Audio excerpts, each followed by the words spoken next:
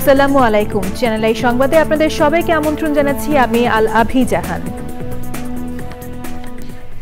বিস্তারিত সংবাদের শুরুতেই জানিয়ে দিচ্ছি ফ্রেশ আটা ময়দা সুজি সংবাদ শিরোনামগুলো। চাঁদপুরে জাহাজে 7 খুনের ঘটনায় জড়িতদের বিচার দাবিতে কর্মবিরতিতে নৌযান শ্রমিক ফেডারেশন, বন্ধ রয়েছে পণ্যবাহী নৌযান চলাচল। সচিবালয়ে আগুনে উচ্চ পর্যায়ের কমিটিকে 3 দিনের মধ্যে প্রতিবেদন দেওয়ার নির্দেশ, প্রধান উপদেষ্টার সভাপতিত্বে উপদেষ্টা পরিষদের বিশেষ বৈঠক। সরকার গুরুত্বপূর্ণ নথি চাওয়ায় সচিবালয়ে আগুন, বলেছে বিএনপি। রাষ্ট্রীয় গোয়েন্দা সংস্থা রাজনৈতিক দল গঠনের চেষ্টা চালাচ্ছে মন্তব্য।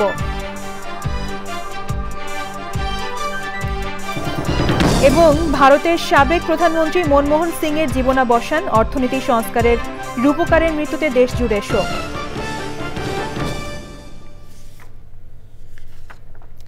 সংবাদ শিরোনামগুলো জানাচ্ছিলাম। এখনকার এই সংবাদ আয়োজন একই সঙ্গে চ্যানেল আই এর ইউটিউব চ্যানেল এবং চ্যানেল আই এর ওটিটি প্ল্যাটফর্ম আই স্ক্রিনে লাইভ স্ট্রিম হচ্ছে। বরিশালে কর্মবিরতি পালন করছে নৌযান শ্রমিক ফেডারেশন। বরিশাল থেকে আমাদের সাথে যুক্ত হচ্ছেন সাইদ পান্থ। বরিশালে কর্মবিরতির বিষয়ে নৌ শ্রমিকদের বক্তব্য কি এবং এ নিয়ে প্রশাসন কি বলছে, যেহেতু পণ্যবাহী নৌযান চলাচল বন্ধ রয়েছে?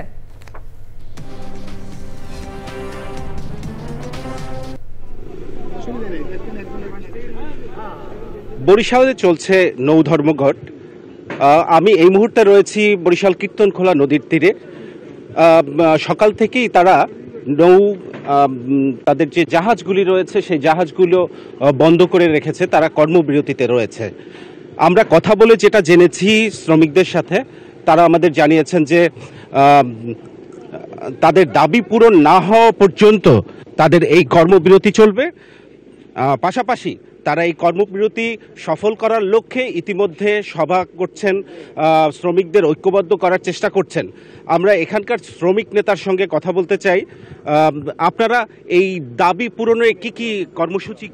দাবি পূরণে বলতে আমাদের আল বাকারা জাহাজের 7 জন নিহতর জন্য আমরা কর্মবিরতি ঘোষণা করতেছি। আমাদের সুষ্ঠু তদন্ত সাপেক্ষে বিচারের দাবি করতেছি। এরা পাশাপাশি 20 লাখ টাকা করে এক একজন নিহতর পরিবারকে দেওয়ার জন্য দাবি জানিয়েছেন। পাশাপাশি নদীতে যেন সন্ত্রাসী, দখলদার, চাঁদাবাজি না থাকে, ডাকাতি না থাকে, সেই বিষয়ে প্রশাসনের দৃষ্টি আকর্ষণ করছেন। যদিও এখন পর্যন্ত প্রশাসনের পক্ষ থেকে আমাদেরকে কিছু জানানো হয়নি এ ব্যাপারে। এই ছিল বরিশাল থেকে সর্বশেষ। সাইদ পান্থ, ধন্যবাদ আপনাকে। সচিবালয়ে আগুনের ঘটনায় স্বরাষ্ট্র মন্ত্রণালয়ের সিনিয়র সচিবকে প্রধান করে উচ্চ পর্যায়ের তদন্ত কমিটি গঠন করেছে সরকার। কমিটিকে আগামী 3 দিনের মধ্যে প্রাথমিক রিপোর্ট দিতে বলা হয়েছে। অগ্নিকাণ্ডের ঘটনায় বিকেলে প্রধান উপদেষ্টার সভাপতিত্বে উপদেষ্টা পরিষদের বিশেষ বৈঠকে এসব সিদ্ধান্ত নেওয়া হয়। আগুনে 5টি মন্ত্রণালয়ের নথি পুড়ে গেছে বলেও জানানো হয়েছে। চকর মালিথার রিপোর্ট। বুধবার দিবাগত রাত 1:50 সচিবালয়ের 7 নম্বর ভবনের অগ্নিকাণ্ডের ঘটনায় বিকেলে প্রধান উপদেষ্টার সভাপতিত্বে উপদেষ্টা পরিষদের বিশেষ বৈঠক অনুষ্ঠিত হয়। বৈঠক পরবর্তী সংবাদ সম্মেলনে জানানো হয়, রাষ্ট্রের গুরুত্বপূর্ণ ভবন সচিবালয়ের নিরাপত্তার বিষয়টিকে সর্বোচ্চ গুরুত্ব দিয়ে দেখছে সরকার। আমাদের সকলের নিরাপত্তার বিষয় এবং এইখানে আমাদের রাষ্ট্রীয় অনেক গুরুত্বপূর্ণ দলিলগুলো থাকে, ফলে এই বিষয়টাকে সরকার খুবই গুরুত্বের সাথে নিয়েছে, যার জন্য আমরা 3 দিনের মধ্যে প্রাথমিক রিপোর্ট দিতে স্বরাষ্ট্র সচিবের নেতৃত্বে উচ্চ পর্যায়ের কমিটিটা করেছি। অগ্নিকাণ্ডের ঘটনা নাশকতা কিংবা ষড়যন্ত্র কিনা সাংবাদিকদের এমন প্রশ্নের জবাব দেওয়া হয় সংবাদ সম্মেলনে। সচিবালয় তার একটা নিজস্ব নিরাপত্তা ব্যবস্থা আছে, সেই নিরাপত্তা ব্যবস্থাটা কি আদৌ ফেল করেছে? এটা কি কোনো মনুষ্য সৃষ্ট বিপর্যয় নাকি এটা অন্য কোনো বিপর্যয়? এগুলোর উত্তর পাওয়ার জন্য আমাদেরকে তদন্ত কমিটির রিপোর্টের জন্য অপেক্ষা করতে হবে। আপনি যদি তদন্ত কমিটির গঠনটা দেখেন তাহলে আপনি বুঝবেন যে সবকটা সম্ভাবনাকে মাথায় রেখেই আমরা আগাচ্ছি। এরই মধ্যে সচিবালয়ের সব সিসি ক্যামেরার ফুটেজ সংগ্রহ করা হয়েছে। 5টি মন্ত্রণালয়ের নথি পুড়ে গেছে। স্থানীয় সরকার বিভাগে পিরোজপুর জেলায় যেই বিভিন্ন প্রকল্পের যে বরাদ্দ দেওয়া হতো সেখানকার পিডি সহ সেখানে পুরো একটা কার্টেল করে সেখানে অর্থ লোপাটের প্রাথমিক প্রমাণ আমরা পেয়েছি এবং এর সাথে সাবেক মুখ্য সচিবেরও প্রাথমিক সম্পৃক্ততার প্রমাণ পাওয়া গিয়েছে। সাংবাদিকদের প্রশ্নের উত্তরে জানানো হয়, স্বাভাবিক গতি রেখে পুরো প্রশাসনকে ঢেলে সাজানো হচ্ছে, কাউকে ছাড় দেওয়া হবে না। চকর মালিথা, চ্যানেল আই, ঢাকা। চাঁদপুরের মেঘনায় জাহাজের 7 খুনের ঘটনায় জড়িতদের বিচার সহ বিভিন্ন দাবিতে অনির্দিষ্টকালের জন্য কর্মবিরতি পালন করছে নৌযান শ্রমিক ফেডারেশন। বৃহস্পতিবার রাত 12টা থেকে বন্ধ রয়েছে পণ্যবাহী নৌযান চলাচল। নৌযান শ্রমিক ফেডারেশনের কর্মবিরতির খবর জানাতে চাঁদপুর থেকে আমাদের সাথে যুক্ত হচ্ছেন মোর্শেদুল আলম। সরাসরি যাচ্ছি তার কাছে। মোর্শেদ, নৌযান শ্রমিক ফেডারেশনের কর্মবিরতির সার্বিক পর্যালোচনা তুলে ধরবেন আমাদের মাঝে।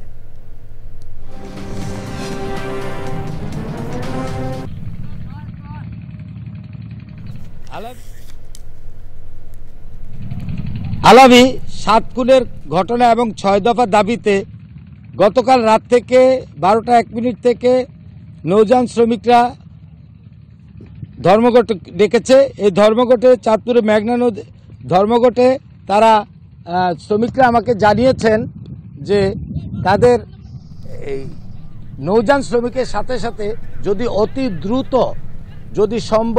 দ্রুত এর বিচার আয়ত্তে না আনা হয় তাহলে যাত্রীবাহী লঞ্চ এর আয়ত্তায় নিয়ে আসবে। চাঁদপুরে মেঘনা নদীর মাঝরচরে চাঁদপুরের নারায়ণগঞ্জ অঞ্চলের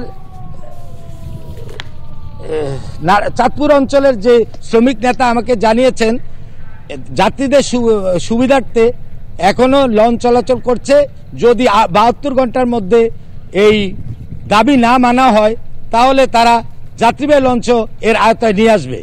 আর চাঁদপুরে ইরফানকে 7 দিনের রিমান্ডে নিয়েছে নৌপুলিশের অতিরিক্ত পুলিশ সুপার আমাকে জানিয়েছেন ইরফান এখনো তার একই কথা বলছে, র্যাবের কাছে যা বলেছে তা বলেছে। কিন্তু নৌ শ্রমিকরা বলছে এত বড় জাহাজ একা ইরফান চালিয়ে আসতে পারবে না, তাই এর সাথে আরো যারা দাবি জড়িত তাদের আইনের আওতায় আনার জন্য। ধন্যবাদ আপনাকে। সচিবালয়ের 7 নম্বর ভবনের আগুনে 3টি ফ্লোর পুড়ে গেছে কয়েকটি মন্ত্রণালয়ের অনেক নথি। কেন ও কিভাবে আগুন লেগেছে এবং ক্ষতির পরিমাণ জানতে একাধিক তদন্ত কমিটি গঠন করা হয়েছে। সচিবালয়ে কর্মকর্তা কর্মচারী ছাড়া গণমাধ্যম সহ অন্য কাউকে ঢুকতে দেওয়া হচ্ছে না। বিস্তারিত জানাচ্ছেন রফিকুল বাশার। বুধবার রাত 1টা 50 মিনিটে সচিবালয়ের 7 নম্বর ভবনে 6, 7 ও 8 তলায় আগুন লাগে। এই 3টি ফ্লোরে ডাক ও টেলিযোগাযোগ, এলজিআরডি, শ্রম ও কর্মসংস্থান এবং সড়ক পরিবহন মন্ত্রণালয়। ফায়ার সার্ভিসের 19টি ইউনিটের চেষ্টায় সকাল 8টা 5 মিনিটে আগুন নিয়ন্ত্রণে আসে। পুরোপুরি আগুন নেভে দুপুর 11:15টার দিকে। আগুনে ডাক ও টেলিযোগাযোগ উপদেষ্টা নাহিদ ইসলাম এবং এলজিআরডি উপদেষ্টা আসিফ মাহমুদ সজীব ভূঁইয়ার অফিস কক্ষ প্রায় পুরোটা পুড়ে গেছে অনেক নথিপত্র। ভবনের পশ্চিম পাশে, মাঝে এবং পূর্ব পাশে আলাদাভাবে 3টি স্থানে পুড়তে দেখা গেছে। ভবনের 8ম তলায় পাওয়া গেছে একটি কুকুরের পুড়ে যাওয়া মৃতদেহ। অগ্নিকাণ্ডের ঘটনা নাশকতা কিনা তা তদন্তের পর জানা যাবে বলে ঘটনাস্থল পরিদর্শন শেষে জানিয়েছেন স্বরাষ্ট্র উপদেষ্টা। এটা ইনভেস্টিগেশনের আগে আমি তো বলতে পারবো না, ইনভেস্টিগেশনের পরে আপনাদের আমরা জানাবো। অ্যাক্সিডেন্ট তো সব জায়গায় হইতে পারে, এটা তো এই জন্য তো অ্যাক্সিডেন্ট বলা হয়। আগুন নেভাতে এসে ট্রাকের ধাক্কায় ফায়ার সার্ভিস কর্মী সোহানুর জামান নয়ন মারা গেছেন। আশা করি ওখানে ভিতরে কেউ ছিল না। আমরা সার্চ করার পরে ফাইনালি বলতে পারবো কোনো হতাহত কেউ হয়েছে কিনা, বাট এখন পর্যন্ত আপনাকে একজন শুধু ফায়ার ফাইটারের কথা আপনাকে বলেছি। ঘটনার পর সচিবালয় ও আশপাশে নিরাপত্তা বাড়ানো হয়। সেনা ও পুলিশের পাশাপাশি বাড়তি মোতায়েন করা হয় বিজিবি ও র্যাব। ঘটনা তদন্তে মন্ত্রিপরিষদ বিভাগ, এলজিআরডি এবং শ্রম ও কর্মসংস্থান মন্ত্রণালয় থেকে আলাদা কমিটি গঠিত হয়। 7 কার্যদিবসের মধ্যে তাদের প্রতিবেদন দিতে হবে। বিদ্যুৎ না থাকলেও কর্মকর্তা কর্মচারীরা অফিস করেছেন অন্যান্য মন্ত্রণালয়ে। অফিস চলেছে, যদিও 2টা ভবনে বিদ্যুৎ সংযোগ ছিল না। হ্যাঁ, ঠিকভাবে আমাদের তো তথ্য সম্প্রচার মন্ত্রণালয় আমাদের একটা সেভি ছিল আল্লাহর রহমতে। কোনো দুর্ঘটনা নাকি কোনো মানব শ্রেষ্ঠ পরিকল্পিত ষড়যন্ত্র, সেই বিষয়টি খতিয়ে দেখতে হবে। এটা অত্যন্ত রহস্যজনক। এটা সবাই আজকে আশঙ্কা প্রকাশ করছে যে এর পেছনে কারো কোনো খারাপ উদ্দেশ্য আছে কিনা।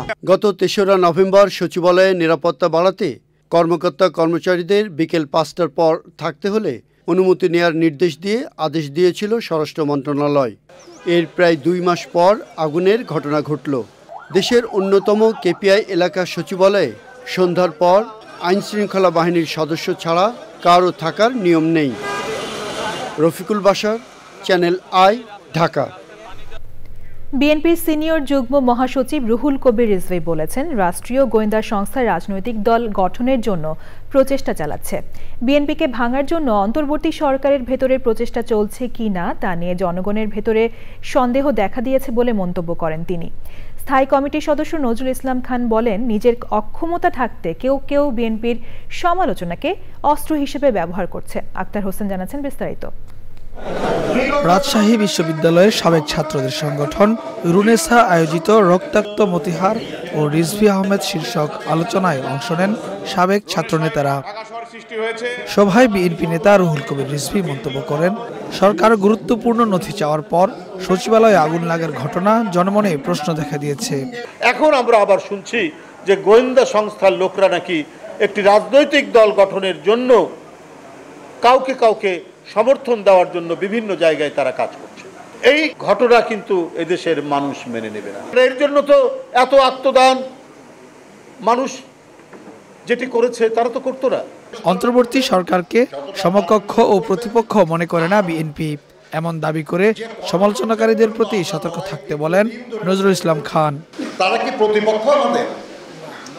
আমরা তো মনে করি না তাদের প্রতিপক্ষ, এবং তারা আমাদের প্রতিপক্ষ হওয়ার যোগ্য না। আমরা রাজনীতি করি, তারা তো রাজনীতি করে না, কাজে তারা আমার প্রতিপক্ষ হবে কেন? যার সামর্থ্য কম সে নিজের অক্ষমতা ঢাকার জন্য সমালোচনাকে অস্ত্র হিসাবে ব্যবহার করে। আপনার এটা খারাপ, আপনি এটা করেন না, আপনি এটা খারাপ, ভাই আপনি কি করছেন? এ সময় বাংলাদেশ নিয়ে অতিরঞ্জিত প্রচারণায় ভারতের সমালোচনা করেন বিএনপি নেতারা। আক্তার হোসেন, চ্যানেল আই, ঢাকা। ভারতের সাবেক প্রধানমন্ত্রী ও দেশটির প্রধান বিরোধী দল কংগ্রেসের প্রবীণ নেতা মনমোহন সিং মারা গেছেন। 92 বছর বয়সে বৃহস্পতিবার স্থানীয় সময় রাত 9:51 নয়াদিল্লির All India Institute of Medical সায়েন্সেসে তিনি শেষ নিঃশ্বাস ত্যাগ করেন। প্রবীণ এই রাজনীতিকের মৃত্যুতে শোক জানিয়েছেন দেশটির বর্তমান প্রধানমন্ত্রী নরেন্দ্র মোদী সহ বিশ্ব নেতারা। বিস্তারিত জানাচ্ছেন রিয়াজ ইসলাম। শারীরিক অবস্থার আকস্মিক অবনতি হওয়ায় বৃহস্পতিবার স্থানীয় সময় রাত 8টার দিকে মনমোহন সিংকে হাসপাতালে নেওয়া হয়। হাসপাতালে চিকিৎসকদের সব প্রচেষ্টা সত্ত্বেও তার চেতনা ফেরানো যায়নি। 9:51 শেষ নিঃশ্বাস ত্যাগ করেন বর্ষিয়ান এ রাজনীতিবিদ। 1932 সালে 26 সেপ্টেম্বর ভারতের পাঞ্জাবে শিখ পরিবারে জন্মগ্রহণ করেন মনমোহন সিং। রাজনীতিতে আসার আগে তিনি ছিলেন ভারতের একজন বিশিষ্ট অর্থনীতিবিদ। 1971 সালে ভারতের বাণিজ্য মন্ত্রণালয়ে অর্থনৈতিক উপদেষ্টা হিসেবে যোগদান করেন মনমোহন। ছিলেন দেশটির কেন্দ্রীয় ব্যাংকের গভর্নরও। 1991 থেকে 96 সাল পর্যন্ত ভারতের সাবেক প্রধানমন্ত্রী পিভি নরসিমহা রাওয়ের সরকারে অর্থমন্ত্রী ছিলেন মনমোহন সিং। মূলত এরপর থেকে তিনি দেশটির রাজনীতিতে পরিচিত মুখ হয়ে ওঠেন। অর্থমন্ত্রী থাকাকালে ভারতের অর্থনীতিতে গুরুত্বপূর্ণ কিছু সংস্কার উদ্যোগ গ্রহণ করেন তিনি। 2004 সালে প্রধানমন্ত্রী হিসেবে শপথ গ্রহণ করেন মনমোহন সিং। 2014 সাল পর্যন্ত টানা 2 মেয়াদে ভারতের প্রধানমন্ত্রী ছিলেন তিনি। প্রধানমন্ত্রী থাকাকালীন সরকারি অর্থনৈতিক অসচ্ছলতা দূর করা, দরিদ্র চাষিদের ঋণ মুক্তি এবং শিল্পমুখী অর্থনীতি ও করনীতির প্রতি বিশেষ গুরুত্ব আরোপ করেছিলেন তিনি।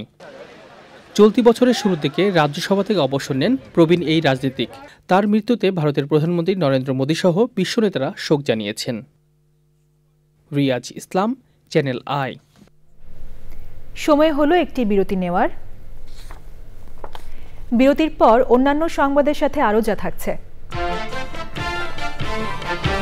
বিপিএল সিজন 11কে সামনে রেখে ফ্র্যাঞ্চাইজিগুলোর অনুশীলন শুরু। জাতীয় দলের ক্রিকেটারদের এই আসর দিয়েই ফর্মে ফেরার প্রত্যাশা।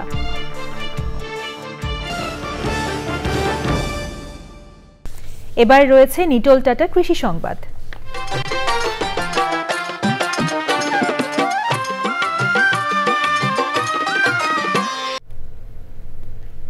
চাঁদপুরের বাজারে স্বস্তি ফেরাতে যুব সমাজের উদ্যোগে গ্রামীণ হাটে বিনা লাভের বাজার বসেছে। ব্যতিক্রমী উদ্যোগে বিনা লাভে শীতকালীন শাকসবজি ও মাছ মাংস বিক্রি হচ্ছে সাধারণ মানুষের মাঝে। নিম্ন মধ্যবিত্ত মানুষের স্বস্তি দিতে স্থানীয় যুব সমাজ প্রতি সপ্তাহে এ আয়োজন করছে। চাঁদপুর প্রতিনিধি মোর্শেদ আলমের পাঠানো তথ্য ভিডিওচিত্রে আল মুকসিদের রিপোর্ট। চাঁদপুরের ফরিদগঞ্জের মান্দারতলী এলাকায় মান্দারতলী যুব কল্যাণ সংঘের উদ্যোগে বিনা লাভে বাজার শুরু হয়েছে। এই বাজারে শাকসবজি, ডিম, আলু সহ বিভিন্ন পণ্য ক্রয় করছেন সাধারণ মানুষ। বিশেষ করে আমাদের মতো যারা গরিব মধ্যবিত্ত আছে তাদের জন্য এখন বাজারে যে উদ্যোগ হচ্ছে সেখান থেকে এখানে আমরা বাজার থেকে কমপক্ষে 10 টাকা 15 টাকা কমে আমরা এখানে মূল্য পাচ্ছি। বিনা লাভে সুলভ মূল্যে কাঁচামাল, মুরগি, মাছ সহ মুদি বাজার সহ যাবতীয় পণ্য সরবরাহ করতেছে, যাতে মানুষগুলো অল্প দামে পণ্য কিনে উপকৃত হইতে পারে। গ্রামের মানুষ একদিন যাতে স্বাচ্ছন্দ্যে বাজার করতে পারে, তাই তারা এমন উদ্যোগ গ্রহণ করেছে বলছেন আয়োজকরা। বাজারে যে পরিমাণ দাম তার চেয়ে কিছু ভর্তুকি দিয়ে আমাদের প্রবাসী যারা আছেন তা ওনাদের সহযোগিতায় আমরা কিছু টাকা ভর্তুকি দিয়ে এই কার্যক্রমটা করে আসছি। দ্রব্যমূল্যের যে উদ্যোগতি, এতে গরিব মেহনতি মানুষ অনেক কষ্ট হচ্ছে। আমরা আমাদের গ্রামের মেহনতি গরিব মানুষের পাশে দাঁড়াতে চেয়েছি এই ক্লাবের মাধ্যমে। আমরা আশা করি আমাদের যে বাজারটা চলছে আপনারা দেখতেছেন, বাজার থেকে আমরা অনেক কম মূল্যে পণ্য বিক্রি করতেছি। আগামী দিনেও এই বিনা লাভের বাজারটি চলমান থাকলে ক্রেতাদের কিছুটা হলেও স্বস্তি আসবে বলছেন সংশ্লিষ্টরা। আল মুকসিদ, চ্যানেল আই। এবার প্রকৃতি সংবাদ।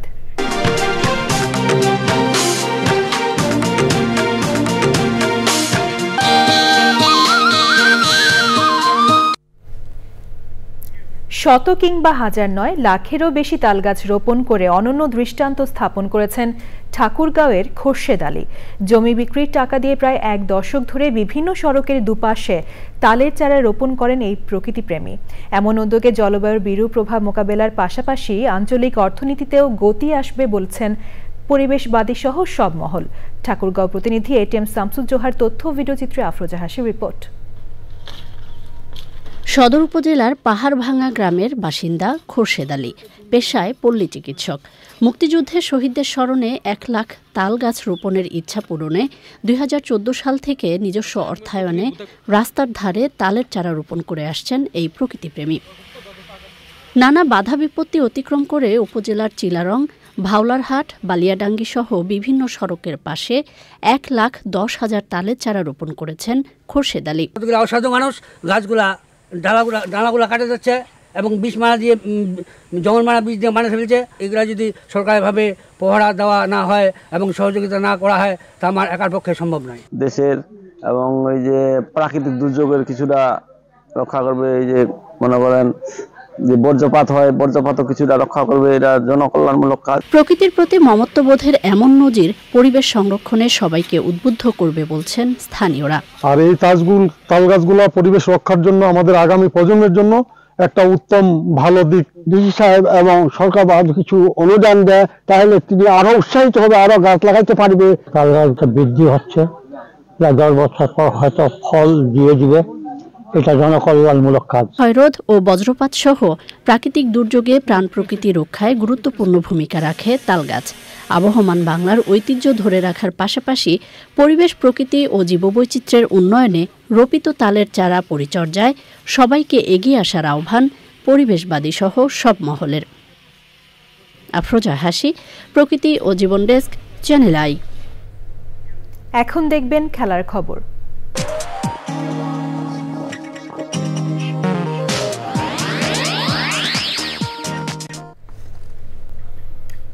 বিপিএল সিজন 11কে সামনে রেখে অফিসিয়াল অনুশীলন শুরু করছে ফ্র্যাঞ্চাইজিগুলো। বিদেশি ও তারকা ক্রিকেটারদের একাংশ ছাড়াই মিরপুরের হোম অফ ক্রিকেটে অনুশীলন সেরেছে ঢাকা ক্যাপিটালস ও চিটাগাং কিংস। লিটন দাস সহ অফ ফর্মে থাকা ক্রিকেটাররা বিপিএল দিয়ে ফর্মে ফিরবে প্রত্যাশা ঢাকার হেড কোচ খালেদ মাহমুদ সুজনের। আদিল আহমেদ শানের রিপোর্ট। বড়দিনের ছুটির পরদিনই আনুষ্ঠানিক অনুশীলনে বিপিএলের অন্যতম শক্তিশালী দল ঢাকা ক্যাপিটালস। নামের পাশাপাশি তারকায় ঠাসা দলটিতে প্রথম দিনে মুস্তাফিজকে দেখা গেলেও ছিলেন না বিদেশি ক্রিকেটার সহ তারকা লিটন দাস ও মুকিদুল মুগ্ধর মতো তরুণ ক্রিকেটাররা।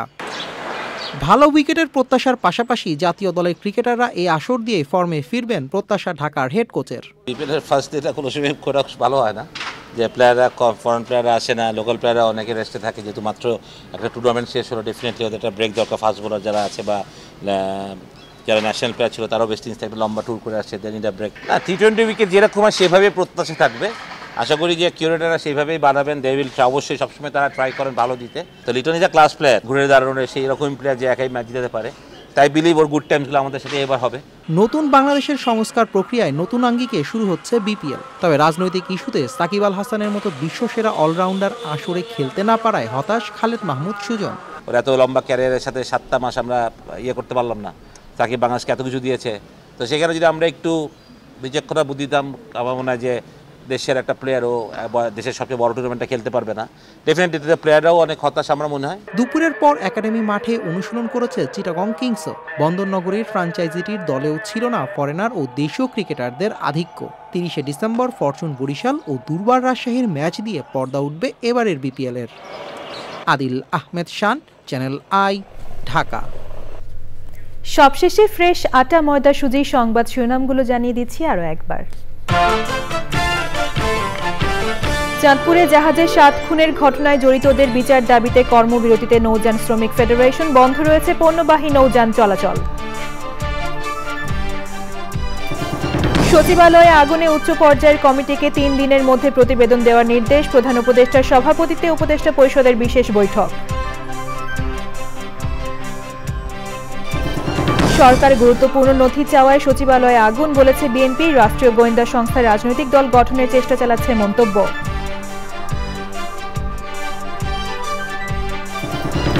এবং ভারতের সাবেক প্রধানমন্ত্রী মনমোহন সিং এর জীবনাবসান, অর্থনীতি সংস্কারের রূপকারের মৃত্যুতে দেশ জুড়ে শোক। দর্শক, চ্যানেল আই এর সর্বশেষ সংবাদ জানতে ভিজিট করুন channelionline.com এ। যুক্ত থাকুন আমাদের সোশ্যাল মিডিয়া প্ল্যাটফর্মগুলোর সাথে। পরবর্তী শীর্ষ খবর দেখার আমন্ত্রণ জানিয়ে শেষ করছি। ধন্যবাদ।